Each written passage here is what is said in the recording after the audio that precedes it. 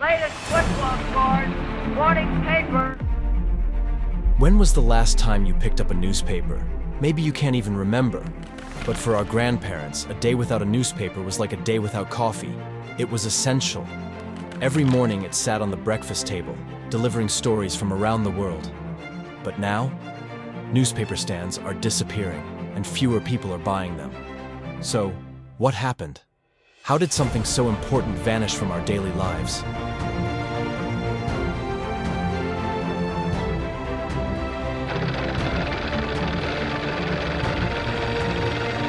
Papers is not a loss of journalism.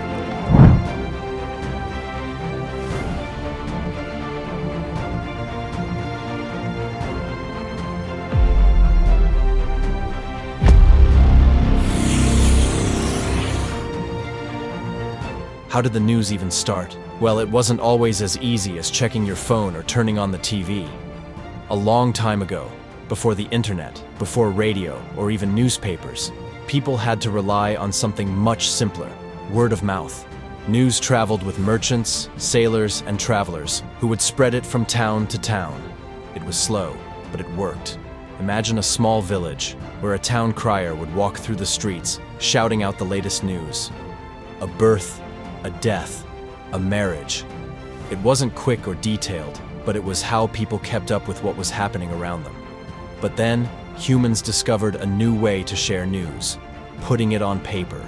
The Romans were the first to do this around 59 BCE. They created something called the Acta Diurna, which was like a daily news bulletin.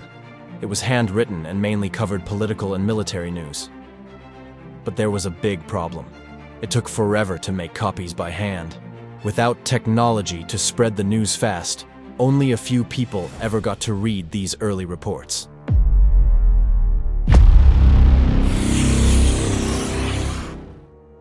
Then, in 1440, everything changed. A man named Johannes Gutenberg invented the movable type printing press. This was a huge breakthrough.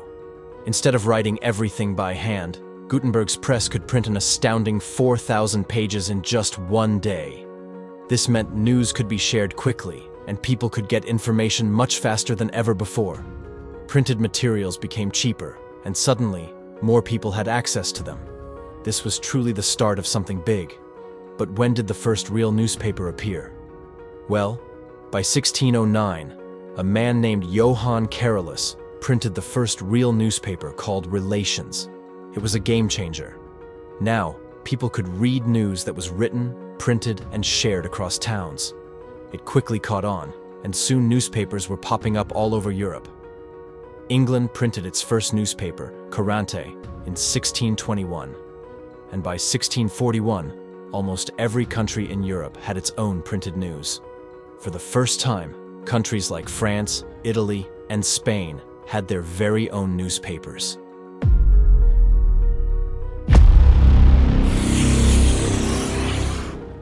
When news wasn't free. But do newspapers always tell you the truth? No, bro.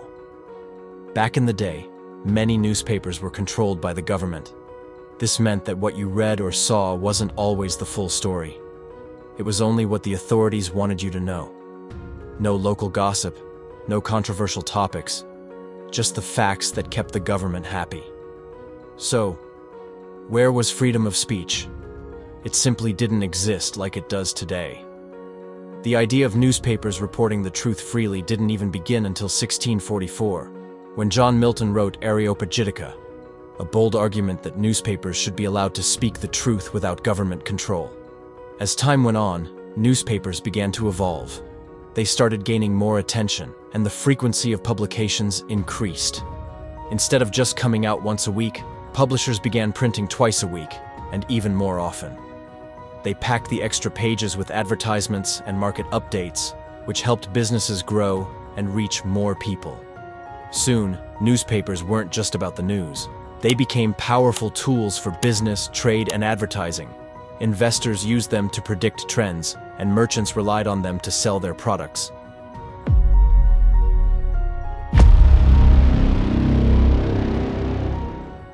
But there were some issues. Newspapers weren't exactly affordable. Printing was still expensive, and the cost reflected that. By the early 1800s, a single newspaper could cost about 6 cents. Sound cheap? Not really. For most working-class people, it was completely out of reach. Only the wealthy could afford to buy a newspaper every day. But you've probably heard the saying, innovation is key, right? That's exactly what happened in 1833. A new steam-powered press was introduced, and it completely changed how newspapers were printed. Before this press, newspapers could only produce about 125 copies per hour. That's slow. But with the new press, the number shot up to a jaw-dropping 18,000 copies per hour. This technology revolutionized the newspaper industry. To make it even better, Benjamin Day launched The Sun, the first penny press newspaper in the United States. Suddenly, newspapers weren't just for the rich anymore. For just 1 penny, anyone could buy a newspaper. The impact of this change was huge. The Industrial Revolution brought in powerful new machines, and printing presses could now produce thousands of newspapers in no time. This led to a boom in the newspaper industry.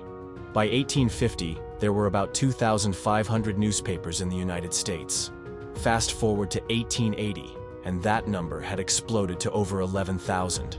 By 1890, some newspapers had a circulation of more than 1 million copies. Just a few decades earlier, that would have been unthinkable.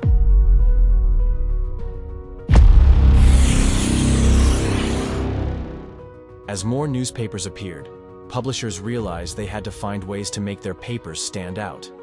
And what better way to do that than to add a little fun?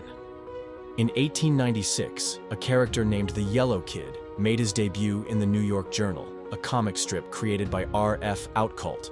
This little cartoon was a huge hit.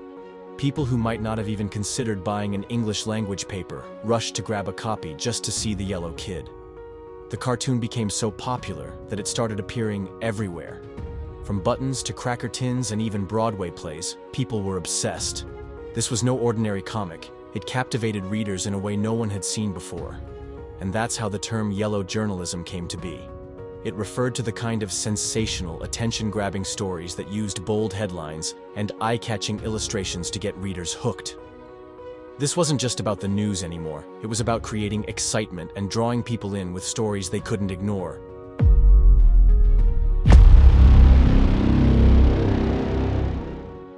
By the mid-2000s, things got even worse for print.